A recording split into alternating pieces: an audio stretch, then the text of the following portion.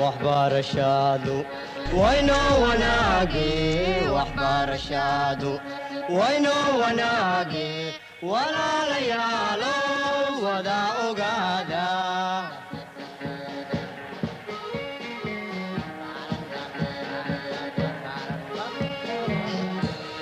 وهي تعلينتا ودادة توسن وهي تعلينتا ودادة توسن.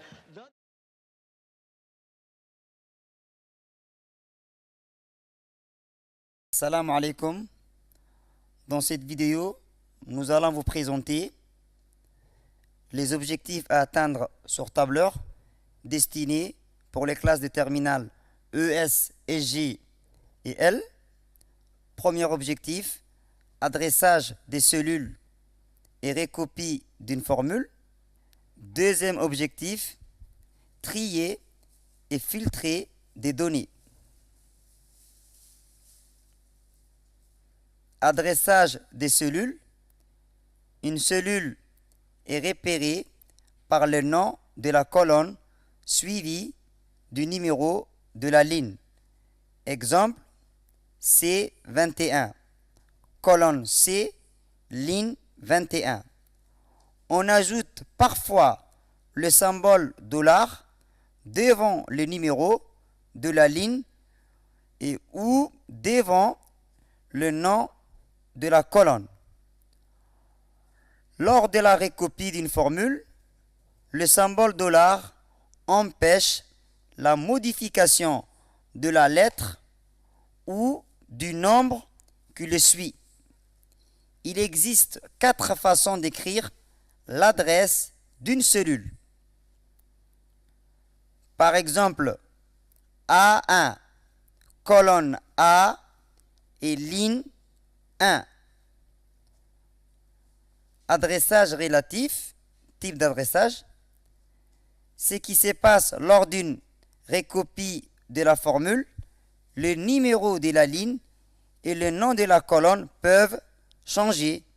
Par exemple, pour aller au suivant, c'est la colonne B et la ligne 2.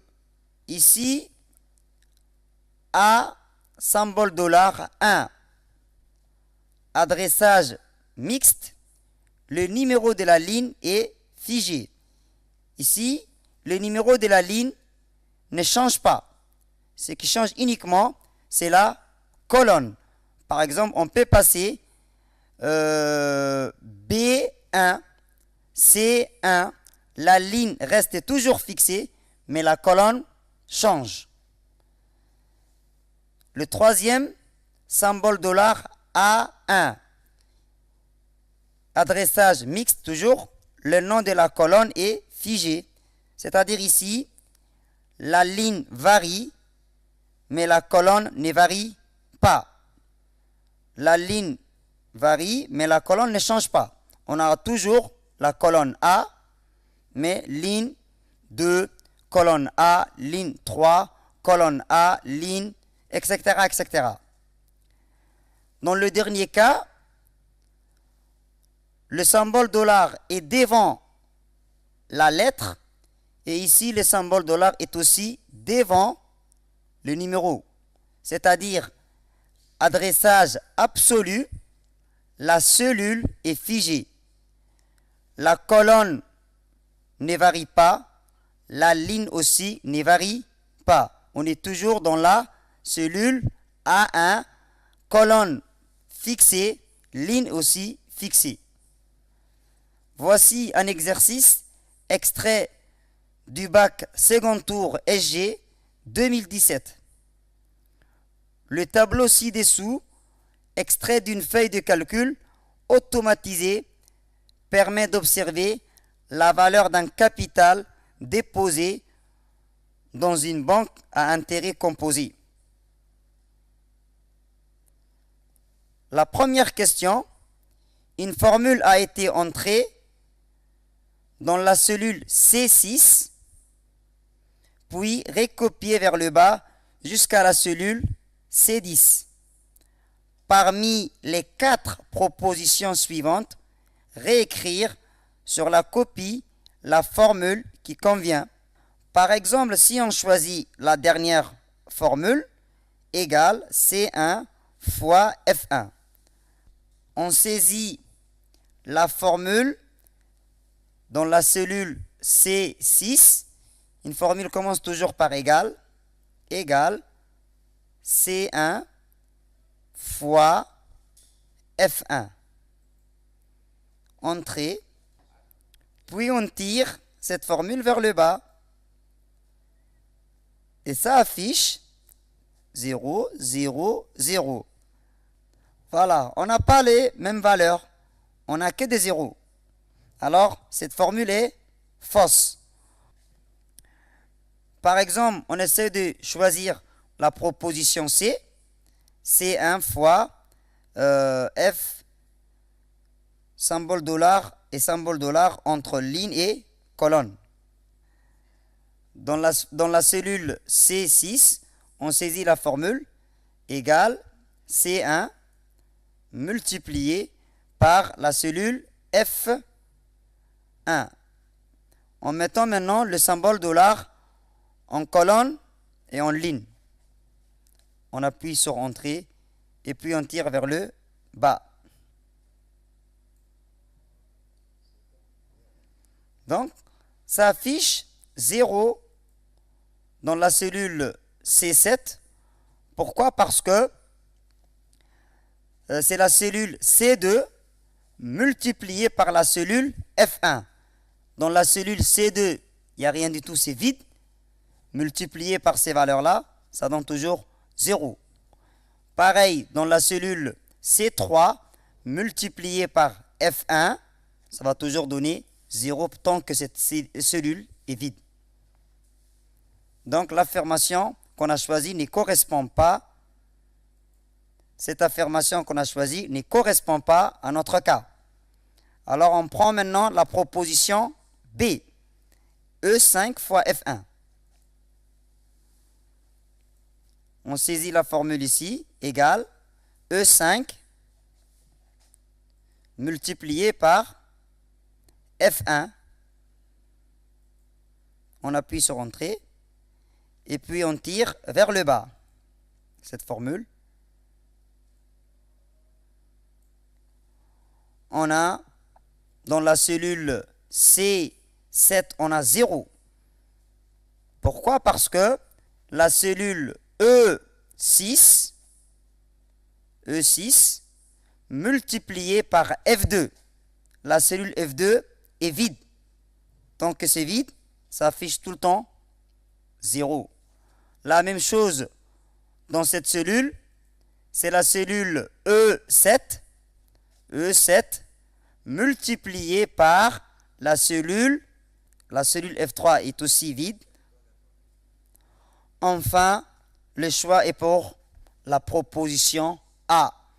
E5 fois la cellule F1 bloquée en ligne et en colonne.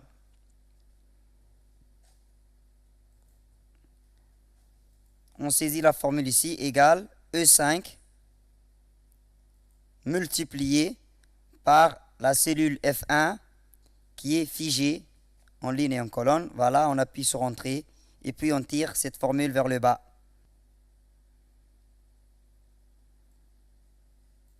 Ça correspond exactement les valeurs qu'on voyait dans l'énoncé.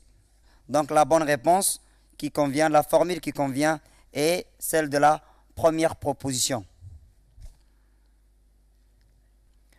On passe à la deuxième question. Une formule a été entrée dans la cellule E6, puis recopiée vers le bas jusqu'à la cellule E10. Parmi les 4 propositions suivantes, réécrire sur la copie la formule qui convient. On a 4 propositions. On choisit la formule qui convient. Par exemple, on prend la première proposition qui contient déjà la formule C1 multiplié par, entre parenthèses, 1 plus la cellule F1 figée, bloquée en ligne et en colonne. Par exemple, on va saisir ici cette formule égale C1 multiplié F1 plus la cellule F1 $ en ligne et en colonne et on ferme la parenthèse. Entrée. On recopie cette formule vers le bas. Ça donne 0, 0. On explique. La cellule C2 qui est vide, multiplié par 1 plus la cellule F1 qui contient 0,11. Donc 1 plus 0,11 multiplié par une case vide, ça affiche 0, etc. Si on choisit par exemple la proposition B, E5 plus C6 égale E5 plus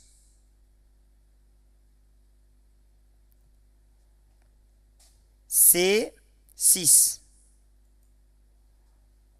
Entrée.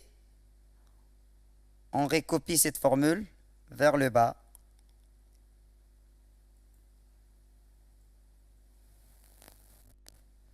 On obtient exactement les mêmes valeurs. Donc, la proposition C correspond bien à la bonne réponse. On passe maintenant à la deuxième objectif, trier et filtrer des données.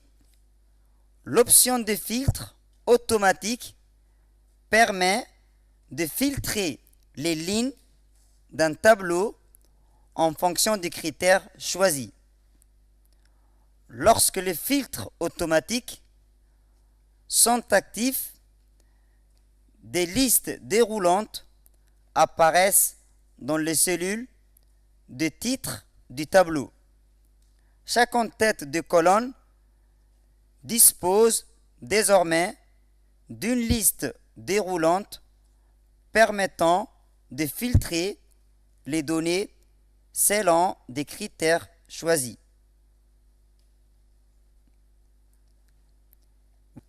Voici un exercice extrait du baccalauréat de la série L en 2017 à Djibouti. Le magasin Mia était spécialisé dans la vente des écrans plats. Certains clients du magasin signalent des défauts et demandent une intervention de l'équipe technique du magasin. Le directeur consulte la liste de 5000 derniers écrans vendus. Cette liste est reproduite dans le fichier Excel. La première question, quel est le nombre d'écrans comportant un défaut? On utilise le fichier Excel. Voici le fichier. En colonne A, on a les différents types d'écrans plats. En colonne B, les différentes tailles en pouces, 60, 55, 32, etc. Et en colonne C, les défauts signalés. Ça peut être défaut de résolution ou défaut de signal ou défaut audio. On a déjà 5000 écrans plats. Pour voir, dans la cellule ici, zone nom, on écrit A, entrée. Il s'agit de 5000 écrans plats vendus. Voilà le dernier. C'est écrit 5001 parce que on a commencé de la cellule A1. Donc de la cellule A1 jusqu'à la cellule 5001 qui fait en total 5000 écrans plats différents. La première question,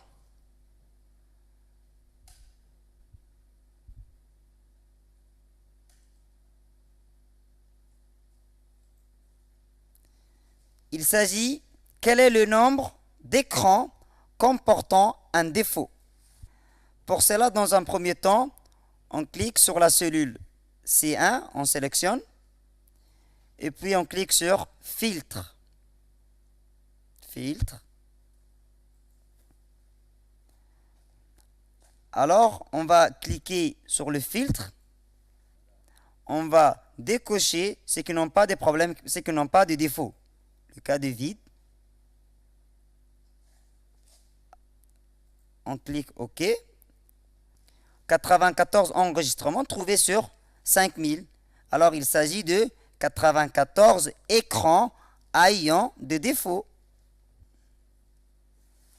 94 écrans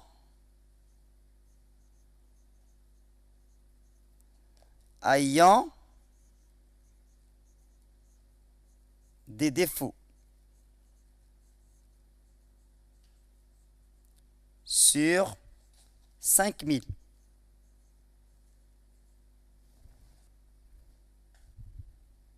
On passe à la deuxième question. Combien d'écrans de type plasma y a-t-il dans la liste? Déjà, on connaît le type d'écran. Il s'agit des types plasma. Combien d'écrans de type plasma y a-t-il dans la liste?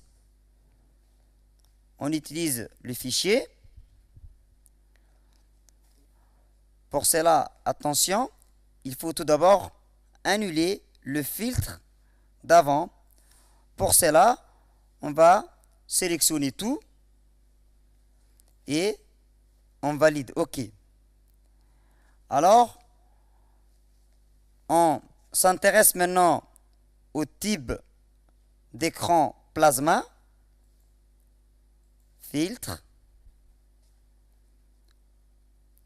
On décoche tout et on va cocher sur le type d'écran qu'on veut qui est plasma. OK. Et on trouvera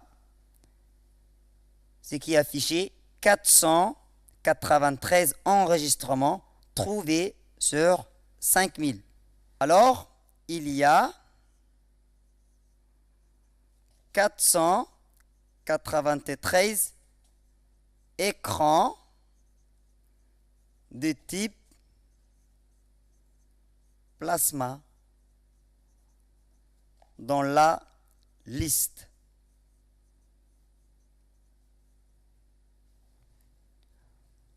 On passe à la troisième question. Combien d'écrans présentent un défaut audio? Là, on connaît déjà le type de défaut. Un défaut audio. Attention, comme avant, on va annuler le filtre d'avant. Pour cela, on sélectionne tout. OK. Là déjà, on connaît le type de défaut.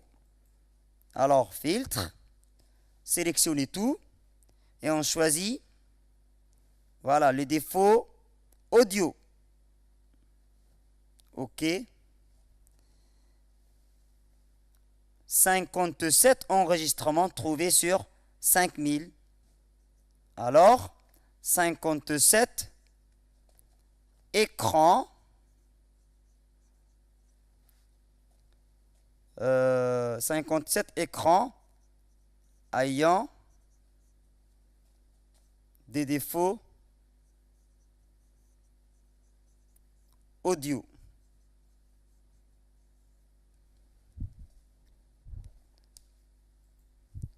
Quatrième question. Combien d'écrans de type CD et de taille 60 pouces comportent un défaut audio? Écran du type CD et de taille 60 pouces comportant un défaut audio. Puisqu'on a déjà besoin de filtre audio, on ne va pas l'annuler. On va d'abord désélectionner tout et on coche CD. Dans la deuxième filtre, taille en pouces, on désélectionne tout et on choisit 60. OK. Alors, et on trouve 7 enregistrements sur 5000. Il y a 7 écrans de type CD et de pouces 60 et ayant un défaut audio.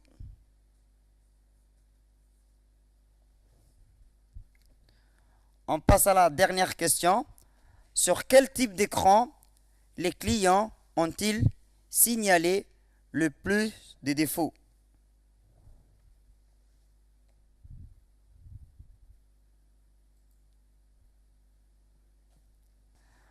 Tout d'abord, on sélectionne filtre, on décoche le vide, OK.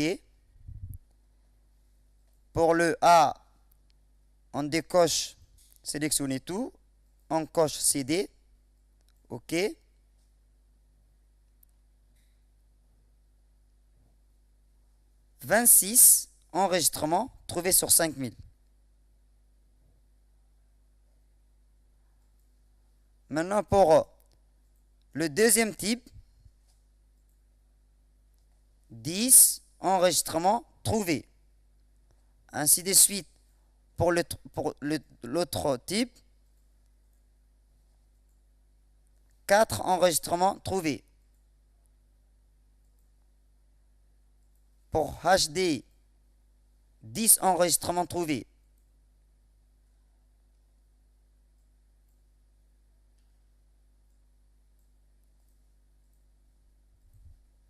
Huit enregistrements trouvés.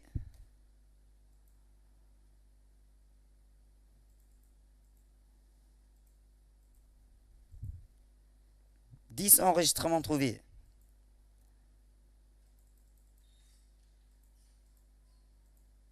Cinq enregistrements trouvés.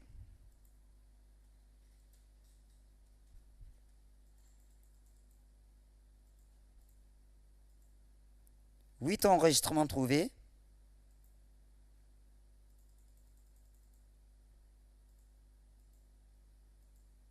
6 enregistrements trouvés. Et enfin le dernier,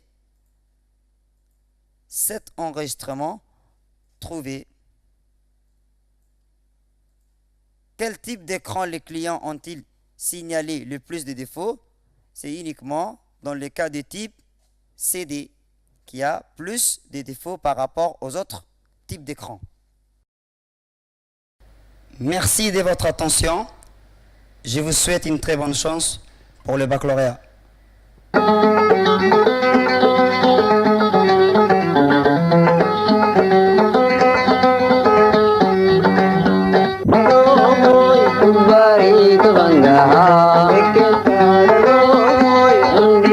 Universidad